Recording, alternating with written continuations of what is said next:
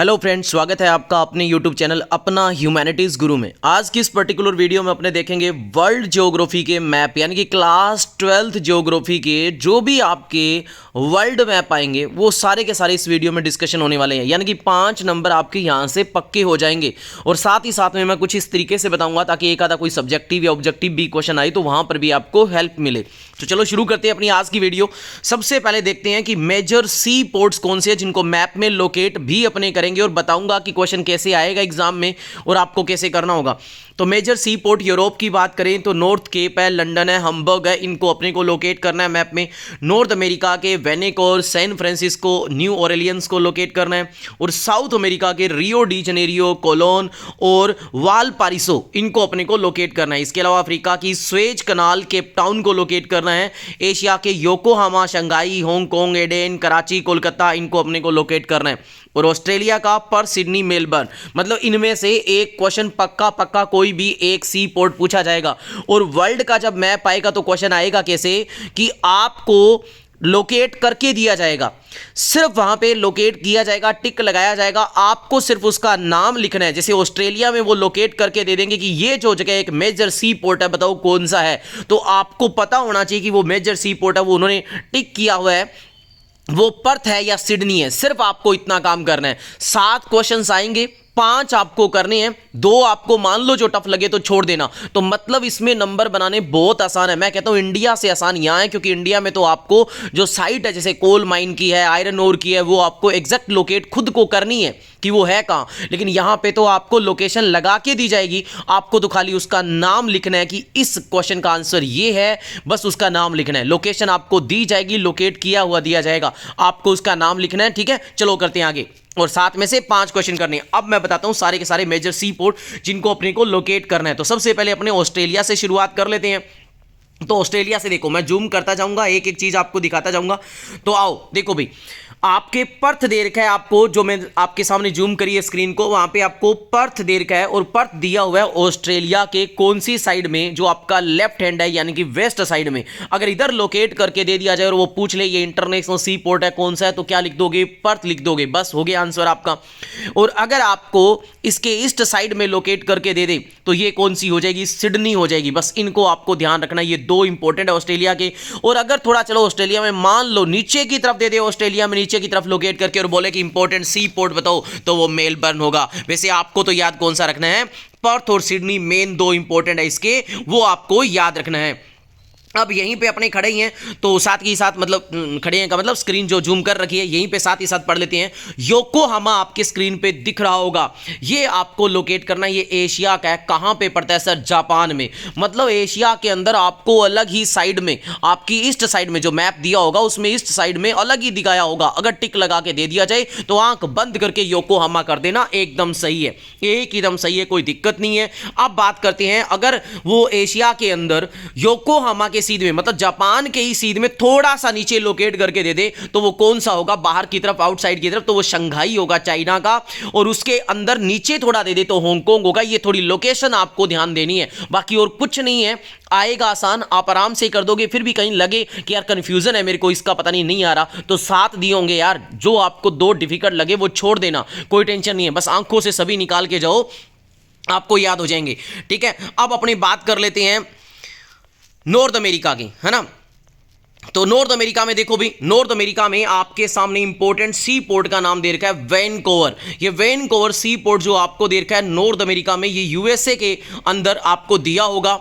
अब आप देख सकते हो इसकी कौन सी साइड में दिया होगा? वेस्ट साइड में, एकदम बॉर्डर पे अगर लगा के दे दे और बोल दे नॉर्थ अमेरिका का ये एक इंपॉर्टेंट सी पोर्ट है, नाम बताओ, तो वैनकूवर है। ठीक है, ये लगभग कनाडा और यूएसए की बॉर्डर के आसपास है ना। और जस्ट उसके नीचे दे दे, मतलब थोड़ा सा एकदम अमेरिका के अंदर, यूएसए के अंदर, अमेरिका का मतलब यूएसए के अंदर दे दे, तो वहां पे नीचे की तरफ दिया होगा तो सैन फ्रांसिस्को होगा। आपको पता है इसे दुनिया की सिलिकॉन वैली भी कहा जाता है। यहां पे टेक्नोपोलिस इंडस्ट्री सेटअप की गई है, वो इंडस्ट्री जो सेल्फ रिलायंट हो, वो इंडस्ट्री जिनके अंदर हाई प्रोफेशनल जो एम्प्लॉय है वो काम करते हैं, स्पेशलाइज स्किल के लोग काम करते हैं, वो होते हैं जिनमें gold worker, gold collar worker कहते हैं यहां पे काम करने वाले एम्प्लॉइज को। आई होप ये आपको समझ में आ गया होगा। ठीक है, सैन फ्रांसिस्को लगा दोगे टिक, कोई दिक्कत नहीं है। अब यहां पे मैं कहूंगा कि अगर आपको अमेरिका में दे दे, मतलब नॉर्थ अमेरिका अफ्रीका वाले कॉन्टिनेंट में दे दे तो न्यू ऑरेलियंस थोड़ा सा डिफिकल्ट हो सकता है, तो इसको ध्यान रखो। जहां से नॉर्थ अमेरिका मतलब मुड़ना शुरू होता है, नीचे से वी टाइप शेप का बनना शुरू होता है, उसके जस्ट पास में आपको लगा के दिया होगा। लोकेशन की तो टेंशन आपको लेनी ही नहीं है कि लोकेशन सर कैसे होगी, वो लगा के देगा। आपको थोड़ा सा बस माइंड में याद रखना है कि नॉर्थ अमेरिका में नीचे की तरफ थोड़ा दे दिया जाए तो वो न्यू ऑरेलियंस सी पोर्ट है, इंपोर्टेंट सी पोर्ट है। नॉर्थ अमेरिका में ऊपर की तरफ दे दे कनाडा के आसपास तो वहां वेनेकोर होगा। थोड़ा सा नीचे दे दे यानी कि नॉर्थ अमेरिका में ओरलियन से ऊपर तो सैन फ्रांसिस्को होगा। कितने आसान है, बड़े आसान है, ठीक है, तो बहुत ही ज़्यादा आसान है। और न्यूयॉर्क तो यार अलग ही दिख रहा होगा आपको, ठीक है, इसकी तो टेंशन लेने की बात ही नहीं है। अब अपनी बात कर लेते हैं यहाँ पे इंग्लैंड की बात करते हैं। तो यहाँ पे अपने लिए सबसे ज़्यादा दो जो इंपॉर्टेंट है लंदन है। सर लंदन को हम कैसे लोकेट करेंगे नॉर्थ अमेरिका में, तो ये लो थोड़ा सा छोटा कर रहा हूँ ताकि आपको एकदम प्रॉपर मैप भी थोड़ा दिखे।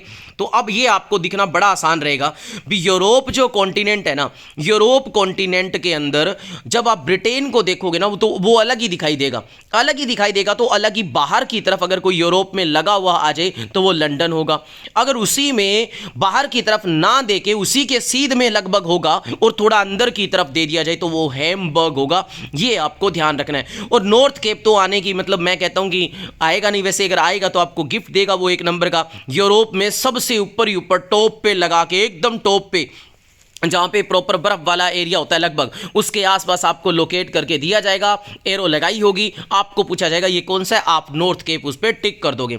इसके अलावा बात कर लेते हैं अपने साउथ अमेरिका कॉन्टिनेंट की। जो साउथ अमेरिका कॉन्टिनेंट को जैसे ही शुरू करते हैं तो मैं थोड़ा सा यहां पे ये बता देता हूं कि पनामा कनाल और स्वेज कनाल के बारे में भी पूछा जा सकता है। तो पनामा कनाल देख लेना जो साउथ अमेरिका कॉन्टिनेंट में पड़ती है। नॉर्थ अमेरिका कॉन्टिनेंट और साउथ अमेरिका कॉन्टिनेंट के एकदम बीच में अगर लगा के बोल दे कि एक इंपॉर्टेंट कनाल है, बताओ ये कौन सी, और सी पोर्ट भी है यहां पे, तो आप क्या लिख दोगे, पनामा कनाल लिख दोगे। बड़ी आसान है, कोई रट्टा मारने की जरूरत नहीं है। अब आप साउथ अमेरिका में आपको मैं दो नाम बता रहा हूं जो आपको याद करनी है। साउथ अमेरिका कॉन्टिनेंट में दो नाम कौन कौन से हैं सर, वो बताओ हमें जल्द से जल्द ताकि हमारे याद हो जाए। तो रियो डी जनेरियो आपको दिख रहा होगा, जो पॉलिटिकल साइंस के स्टूडेंट है उनको पता है रियो डी जनेरियो वही जगह है जहां पे अर्थ समिट हुई थी, है ना। तो रियो डी जनेरियो पड़ेगा ब्राजील में। तो आपको इसके ईस्ट साइड में यानी कि नॉर्थ जो साउथ अमेरिका कॉन्टिनेंट है उसके लगभग मिडल में और ईस्ट साइड में लोकेट करके दिया हो वो रियो डी जनेरियो है जो कि ब्राजील के अंदर है। इंपॉर्टेंट है।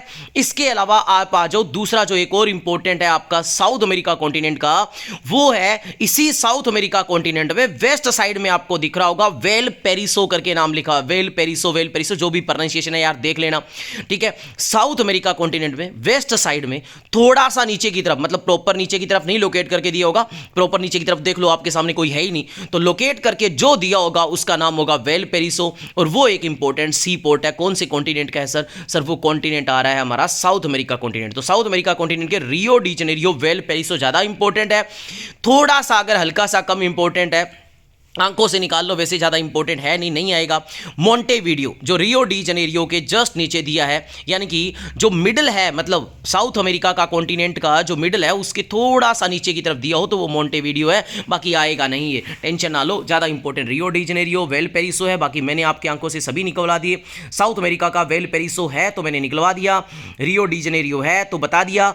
एक यहाँ पे और रह गया कोलोन करके, तो ये कोलोन करके कहाँ जहां पे पनामा कनाल तो दी होगी, साउथ अमेरिका कॉन्टिनेंट जहां पे खत्म होता है उसके बाहर ऊपर और उसके थोड़ा सा अंदर दे दे तो वो कोलोन नाम का होगा। कोलोन नाम के पूछे जाने की मैं इतनी उम्मीद नहीं मानता जितने पनामा कनाल का पूछे जाना उम्मीद मानता हूं, रियो डी जनेरियो मानता हूं, वेल पेरिसो मानता हूं, ये इंपॉर्टेंट है। नॉर्थ अमेरिका का सैन फ्रांसिस्को, वेनेकोवर, न्यू ऑरेलियंस, ये इंपॉर्टेंट है और ये पढ़ चुके हैं, ठीक है। अब आज बात कर लेते हैं इंडिया के और यहाँ पे एशिया में कुछ एक आ जाते हैं। तो केप टाउन अफ्रीका का देख लो, अफ्रीका कॉन्टिनेंट में एकदम जस्ट सबसे खत्म होने के बाद, देखो मैंने थोड़ा सा छोटा कर रहा हूँ जानबूझ के ताकि आपको साउथ अफ्रीका जो अफ्रीका कॉन्टिनेंट है सॉरी वो आपको दिखे। वहाँ पे केप टाउन दिया होगा, जहाँ पे अफ्रीका कॉन्टिनेंट खत्म हो जाए और वहाँ पे अगर आपको लगा के दे दे तो मान लो आपको गिफ्ट दे रहा है, सबसे आसान है वो केप टाउन, ठीक है, ये आसान है। स्वेज कनाल आप सबको पता चल जाएगा, अफ्रीका कॉन्टिनेंट के बीच में जहाँ पे इजिप्ट कंट्री है वहाँ पे स्वेज दिया होगा, ये भी दिया जाए तो आसान है। और अब कुछ एक बता देता हूँ, एडेन एक और इंपॉर्टेंट है।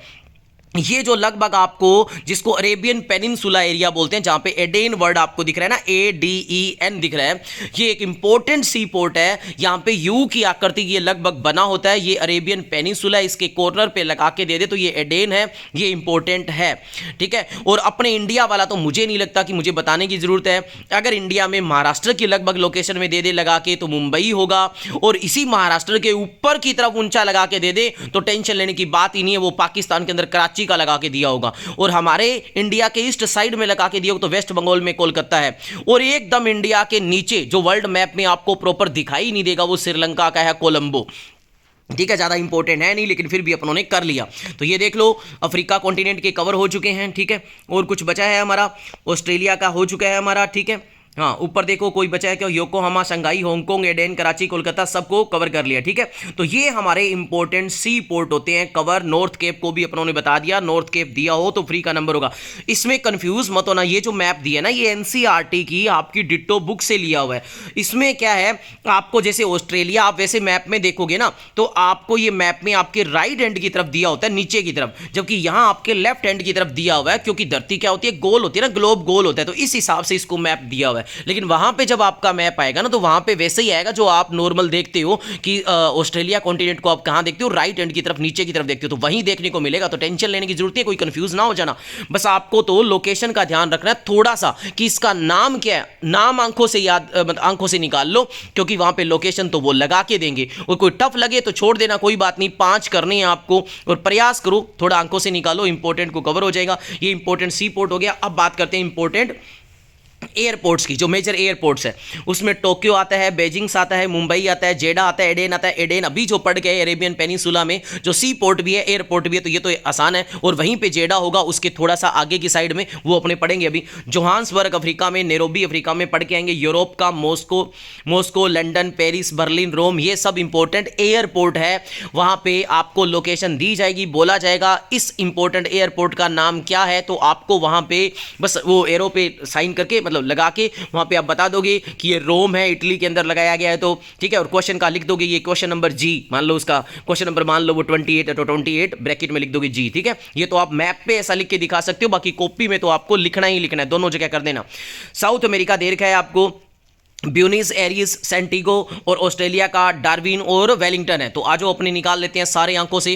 थोड़ा सा यहाँ पे पिक्चर क्वालिटी थोड़ी खराब है, क्योंकि एनसीईआरटी की डिट्टो बुक से ये मैंने लिया है, ठीक है। लेकिन मैं आपको समझाने में पूरा, मेरे को पूरा भरोसा है, मैं सक्षम होऊंगा, और आप अगर सुनोगे तो आपको समझ में भी आएगा। तो थोड़ा सुनते रहना। सबसे पहले अपने चलते हैं, सबसे पहले एशिया का, टोक्यो, बेजिंग, मुंबई, जेडा, एडिन, इनको देखते हैं। तो एशिया कॉन्टिनेंट को ये लो जूम कर लेते हैं, थोड़ा सा आपके सामने निकालने का प्रयास करता हूं, ये लो। अब टोक्यो को देखो, आप अपने राइट हैंड की तरफ देखो, टोक्यो आपको दिया है जापान का है, टोक्यो आपको दिया है जापान का, ओसाका जस्ट इसके नीचे दिया है। और ओसाका वो है जो जहां पे इंडस्ट्रियलाइजेशन होने से पूरी दुनिया में एग्जांपल है थिकली पॉपुलेटेड होने का, मतलब डेंसिटी जहां से बढ़ गई क्योंकि इंडस्ट्रियलाइजेशन अच्छा हो गया था, तो ठीक है। लेकिन आपको टोक्यो को याद रखना है, यानी कि अगर आपको जापान की तरफ लगा के दिया होगा तो वो टोक्यो होगा, कोई टेंशन लेने की जरूरत नहीं है। बेजिंग फिर आ गया हमारा भाई साहब, बेजिंग चाइना का है, ठीक है। ऊपर की तरफ दिया हो चाइना में, ठीक है, तो वो बेजिंग होगा। और अगर नीचे थोड़ा सा चाइना में दिया हो तो वो शंघाई होगा। ये इंपॉर्टेंट है, याद रह जाएगा। इसके अलावा अगर बात करें अपनी इंडिया के आसपास की बात करें, तो थोड़ी सी यहाँ पे आपकी पिक्चर क्वालिटी भी थोड़ी गिरेगी, इसके लिए मैं दिल से क्षमा चाहता हूँ, थोड़ा देख लेना। इंडिया का जो मैप आपके सामने दे रखा है, अगर साउथ में दिया हो तो चेन्नई होगा, ठीक है, वेस्ट में दिया हो तो मुंबई होगा, और इंडिया के थोड़ा ऊपर दिया होगा तो कराची होगा, ठीक है। और अगर इंडिया के एकदम नॉर्थ में लगभग लोकेट करके दे दिया होगा तो न्यू दिल्ली होगा। बड़ा आसान है, इसमें कोई दिक्कत नहीं है। और फिर ये अरेबियन पेनिनसुला आ गया, जहां पे मैंने एडेन आपको अभी बता के आए थे इंपॉर्टेंट सी पोर्ट में, वहां पे एडेन तो है जहां से ये अरेबियन पेनिनसुला की शुरुआत होती है बाहर से वहां, और जेडा उसके आगे के पॉइंट पे अगर लगा के दिए हो तो वो जेडा है। दोनों इंपॉर्टेंट है, इनमें से एक पूछा जा सकता है, कोई बड़ा इंपॉर्टेंट है, ज्यादा टेंशन लेने की जरूरत नहीं, आपको आसान है। बस हल्का सा माइंड से देख लो थोड़ा सा कि भाई कौन सी लोकेशन किस तरह से दी होगी, ठीक है, लोकेशन आपको लोकेट करके दी होगी। अब अफ्रीका कॉन्टिनेंट आपके सामने लिखा हुआ है, नीचे नीचे अगर आ जाए तो केप टाउन है, बड़ा आसान है, कोई दिक्कत नहीं है। बस ये याद रखो अफ्रीका कॉन्टिनेंट के लगभग बीच में है, लेकिन डायरेक्शन साइड कौन सी होगी, अफ्रीका के ईस्ट साइड में, यानी कि आपके राइट हैंड के साइड में लगभग लोकेट करके दे दिया जाए। और अफ्रीका का लगभग बीच का पॉइंट है तो वो नैरोबी होगा। कौन सा होगा? नैरोबी उनका एक इंपॉर्टेंट एयरपोर्ट है, वो दिया होगा। आसान है, कोई दिक्कत वाली बात नहीं है नैरोबी को याद करना, ठीक है। और नीचे नीचे केप टाउन है, ये तो आप आंख बंद करके लिख दोगे, लेकिन केप टाउन से अगर थोड़ा सा ऊपर दे दे और आपको बोल दे कि इंटरनेशनल एयरपोर्ट है, ये बताओ कौन सा है, तो भाई जोहान्सबर्ग है। वो कौन सा होगा? जोहान्सबर्ग होगा। और इधर आ जाओ ऑस्ट्रेलिया के अंदर, तो ऑस्ट्रेलिया के अंदर पर्थ, वही आपकी लेफ्ट हैंड यानी कि आपके जो वेस्ट साइड है उसमें दिया होगा, और ईस्ट साइड में आपके सिडनी दिया होगा, तो आसान है। लेकिन अब अगर न्यूजीलैंड में दिया हो तो आप थोड़ा सा आंखों से कैसे निकालोगे? तो न्यूजीलैंड के अंदर ऊपर कॉर्नर पे लगा के दे दे न्यूजीलैंड में तो ऑकलैंड है, और अगर बीच में लगा के दे दे तो वेलिंगटन है। तो वेलिंगटन इंपॉर्टेंट है न्यूजीलैंड का, लगभग न्यूजीलैंड के मिडिल में लगा के दिया जाएगा, उसके टॉपेज पे नहीं लगा के दिया जाएगा। और आपसे पूछेंगे इंपॉर्टेंट एयरपोर्ट है तो वो वेलिंगटन है, तो इसको आपको आंखों से निकालना है, ठीक है। इसके अलावा कोई बचा है क्या भाई? हाँ, इसके अलावा यूरोप कॉन्टिनेंट में आ जाते हैं। यहाँ पे थोड़ा कचरा है यूरोप कॉन्टिनेंट में, तो डरने की कोई बात नहीं है, अपने पढ़ने का प्रयास करेंगे। बाहर ही बाहर लगा के दिया हो तो मैंने बोला है लंदन होगा, तो लंदन अपने को पता है, आसान है, याद करना कोई दिक्कत नहीं है। यूरोप कॉन्टिनेंट में लगभग नीचे और बीच में लगा के दिया होगा, नीचे की तरफ लगा के दिया होगा, वो रोम होगा, जो कि इटली की कैपिटल है, वो दिया होगा, ठीक है, वो आसान है। और रशिया के अंदर अगर आपको लगा के दे दे, रशिया के अंदर आपको लगा के दे दे, क्योंकि आपको वहां पे पता चलेगा कि भाई ये रशिया जो रशिया कंट्री है उसके अंदर है, तो वो मॉस्को होगा, वो इंपॉर्टेंट है, मॉस्को वाला इंपॉर्टेंट है, आपको अंकों से निकालना है। इसके अलावा यहां पे अगर रोम के ही सीध में थोड़ा ऊपर यूरोप में लगा के दियो, यानी कि लगभग लंदन के सीध में, उधर साइड में लंदन के सीध से लेके चलो लगभग, और ठीक है, और वहां पे अगर आपको लगा के दियो तो बर्लिन, जो कि जर्मनी के अंदर है, और बर्लिन वॉल सभी को याद ही होगी, जो पॉलिटिकल साइंस के स्टूडेंट है उनको थोड़ा थोड़ा मैं हिंट दे रहा हूं ताकि उनको थोड़ा थोड़ा वैसे बातें याद रहे। और रोम एक इंपॉर्टेंट है, तो ये लो, रोम, बर्लिन वाला याद रखो, लंदन वाला याद रखो, और बर्लिन के थोड़ा सा साइड में नीचे की तरफ दिया होगा तो वो फ्रैंकफर्ट है। मैं इसको इतना ज्यादा इंपॉर्टेंट नहीं मानता, मैं ज्यादा इंपॉर्टेंट मानता हूं आपके लंदन को, और लंदन के ही पास में जस्ट नीचे की तरफ लगा के दे दिया जाए तो फ्रांस के अंदर पेरिस है, वो इंपॉर्टेंट है, रोम इंपॉर्टेंट है, बर्लिन इंपॉर्टेंट है, मॉस्को इंपॉर्टेंट है, जो कि रशिया के अंदर है, ठीक है। अब आ जाते हैं अपने नॉर्थ अमेरिका के अंदर, तो नॉर्थ अमेरिका के अंदर आते हैं, तो नॉर्थ अमेरिका के अंदर अपने को कौन कौन सा पढ़ना है? शिकागो, न्यू ऑरलियंस और मैक्सिको सिटी पढ़ना है। तो शिकागो देखो भाई, शिकागो एकदम देखो अमेरिका कंट्री के अंदर आपको दिया होगा, लगभग ऐसे मान लो जो अमेरिका यानी कि यूएसए है उसके लगभग बीच का पार्ट होगा, लेकिन थोड़ा सा ईस्ट साइड में ज्यादा होगा, तो वो शिकागो एक इंपॉर्टेंट होगा, ठीक है। न्यू ऑरलियंस तो अभी अपने करके आए हैं, सी पोर्ट भी करके आए हैं, तो ये आपको दिक्कत होनी नहीं चाहिए न्यू ऑरलियंस वाले में, लगभग आप कर लोगे, ठीक है। शिकागो हो गया, ये हो गया। इसके अलावा और कौन सा है इसमें इंपॉर्टेंट? इसमें इंपॉर्टेंट है शिकागो, मैक्सिको सिटी। तो मैक्सिकन सिटी देखो एकदम जहां पे सेंट्रल अमेरिका, लगभग ऐसे मान लो जो सेंट्रल अमेरिका का पॉइंट है वहां पे मैक्सिको नाम की कंट्री आपको पता है पड़ती है, जो नॉर्थ अमेरिका है उसके जस्ट नीचे है मैक्सिको कंट्री, तो वहां पे मैक्सिको सिटी नाम से अगर लगा के दियो तो वो है, तो ये इंपॉर्टेंट है, थोड़ा सा आपको ध्यान रखना है। साउथ अमेरिका का कौन सा है वो भी देख लेते हैं। साउथ अमेरिका का ब्यूनिस एरिस और सेंटिगो है, तो साउथ अमेरिका में लगा के दिया जा सकता है ब्यूनिस एरिस और सेंटिगो। एकदम देखो दोनों एक दूसरे के आमने सामने है, एकदम दोनों एक दूसरे के आमने सामने है, यानी कि अगर एयरपोर्ट आपसे पूछ ले, साउथ अमेरिका के अंदर आपसे एयरपोर्ट पूछ ले, तो आप आसानी से लोकेट कर सकते हो, आसानी से लोकेट कर सकते हो। अगर वो आपके दे दे वेस्ट साइड में लोकेट किया हुआ, लगभग साउथ अमेरिका के नीचे की तरफ आएगा, लेकिन हल्का सा ऊपर, मतलब मिडिल से थोड़ा सा कम नीचे, तो वहां सेंटिगो होगा, और ब्यूनिस एरिस होगा, वो दिया होगा आपको ईस्ट साइड में लोकेट करके। मैं मानता हूं कि साउथ अमेरिका वाले में से एक क्वेश्चन पूछा जा सकता है, तो थोड़ा सा देख लेना।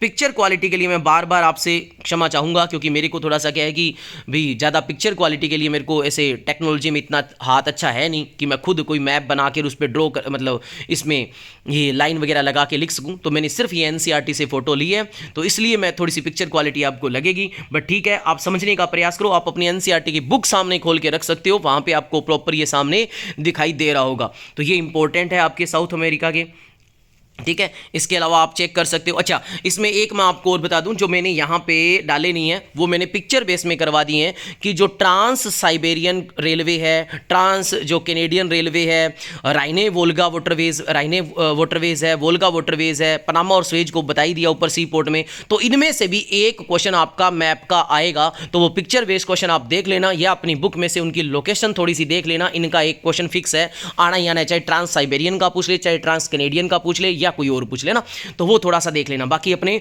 हो गए इंपॉर्टेंट लगभग सारे सी पोर्ट्स अपनों ने कर लिए, मेजर इंटरनेशनल एयरपोर्ट अपनों ने कर लिए जो इंपॉर्टेंट है, पेरिस बर्लिन मैंने बता दिया, लंदन मॉस्को ये बता दिया, तो ये सारे इंपॉर्टेंट है। तो इसमें जो कुछ एक ज़्यादा एयरपोर्ट दे रखे हैं ना यूरोप में, ये फ्रैंकफर्ट, जेनेवा, इनको याद ही नहीं करना, ये आपके सिलेबस में नहीं है, टेंशन नहीं लेने का आपको जैसे मैंने बता दिया लंदन के जस्ट नीचे पेरिस दिया होगा, और एकदम जब नीचे की तरफ यूरोप में आ जाए तो वो रोम ही दिया होगा। तो इस तरह से आप थोड़ा थोड़ा हिंट याद रख सकते हो कि कहाँ पे क्या दिया होगा, लोकेशन दी होगी, आपको सिर्फ जाके टिक करना है।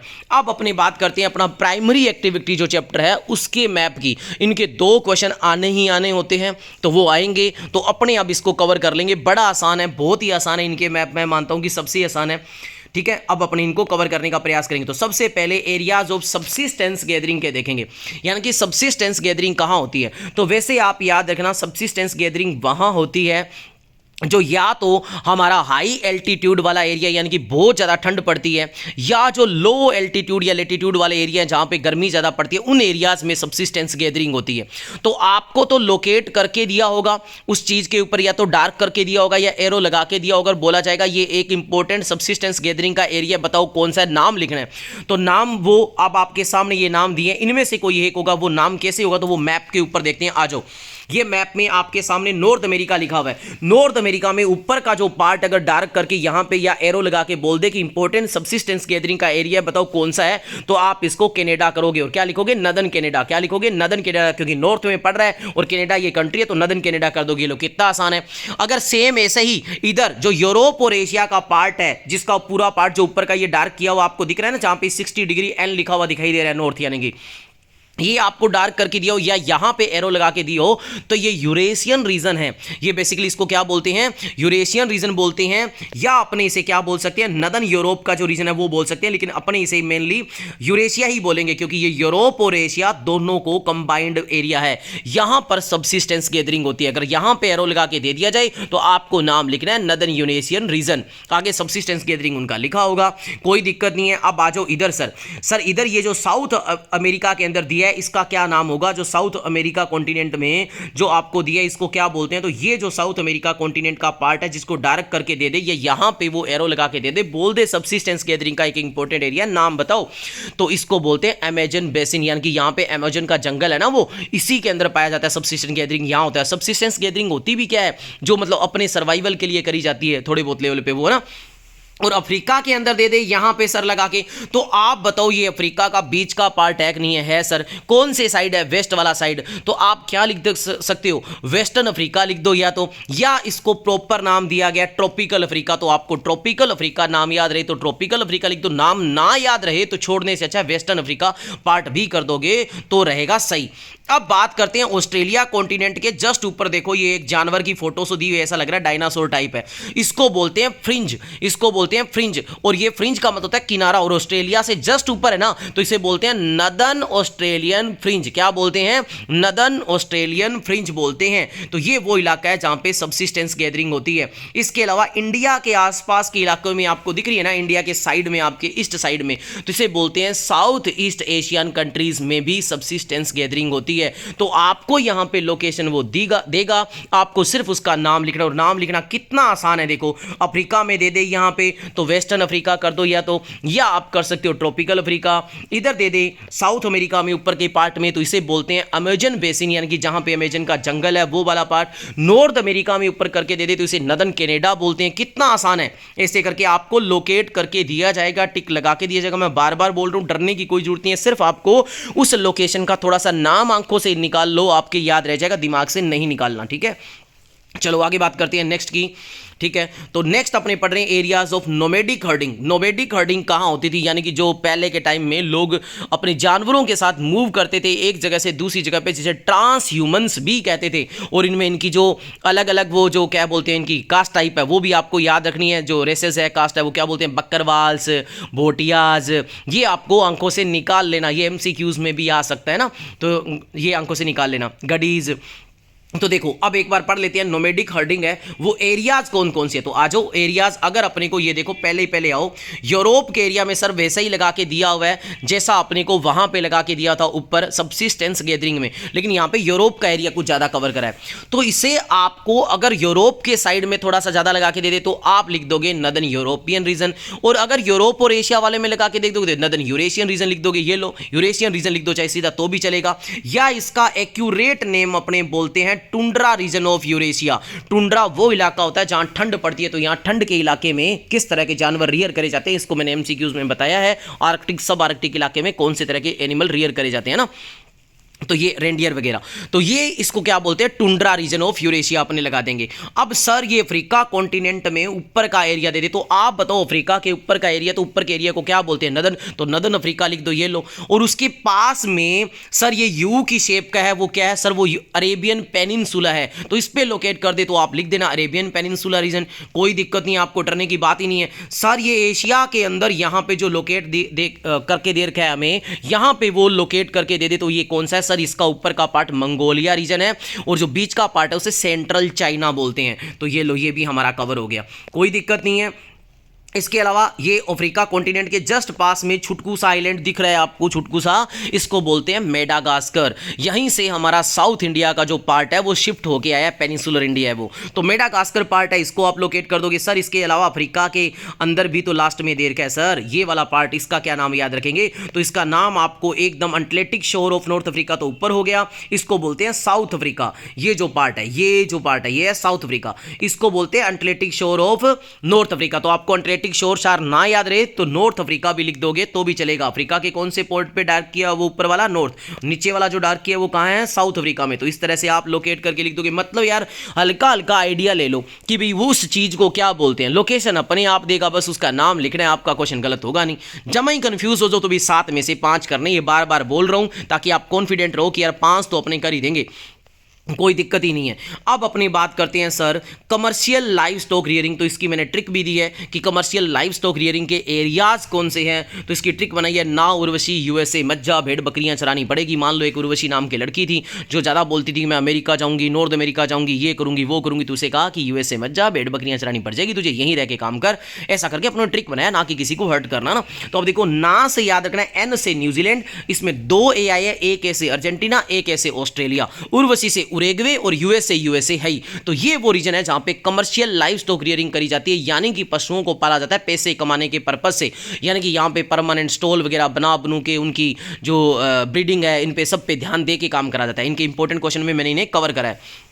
अब बात करते हैं areas of commercial live stock rearing की, तो आ जाओ सबसे पहले सर आपको कौन से वाला पार्ट करते हैं, ये आपका पार्ट देखा, ये इतना इंपॉर्टेंट नहीं है, ये नॉर्थ अमेरिका वाले पार्ट में आ जाओ। तो ये नॉर्थ अमेरिका वाले पार्ट में अगर बोल दे कि कमर्शियल लाइव स्टॉक का एक इंपॉर्टेंट एरिया है, तो मैंने अभी आपको ट्रिक बताई है, यूएसए वाला पार्ट है तो ये इसे बोलेंगे यूएसए रीजन, ना उर्वशी यूएसए मज्जा, तो ये यूएसए है, ठीक है, भेड़ बकरियां चरानी पड़ेगी। अब साउथ अमेरिका में अगर वो दे दे और ऊपर के पार्ट में लोकेट करके दे, साउथ अमेरिका में यहां जो मैं ज्यादा जूम कर रहा हूं एकदम यहां लोकेट करके दे, तो वो होगा उरेग्वे, और नीचे लोकेट करके दे यहां तो वो होगा अर्जेंटीना, तो वो क्या होगा अर्जेंटीना, वो उसके ऊपर डिपेंड करता है कि वो कौन सा आपको दे, वो होगा अर्जेंटीना, ठीक है। ये हमारा हो गया अर्जेंटीना, हो गया उरेग्वे हो गया, ठीक है। इसके अलावा ऑस्ट्रेलिया और न्यूजीलैंड है, वो इंपॉर्टेंट है। ऑस्ट्रेलिया तो साफ यार अंधे को दिख जाएगा, मतलब अंधे को दिख जाएगा, अगर इस पे वो लोकेट करके दे देना तो इसका मतलब वो गिफ्ट में नंबर दे रहा है।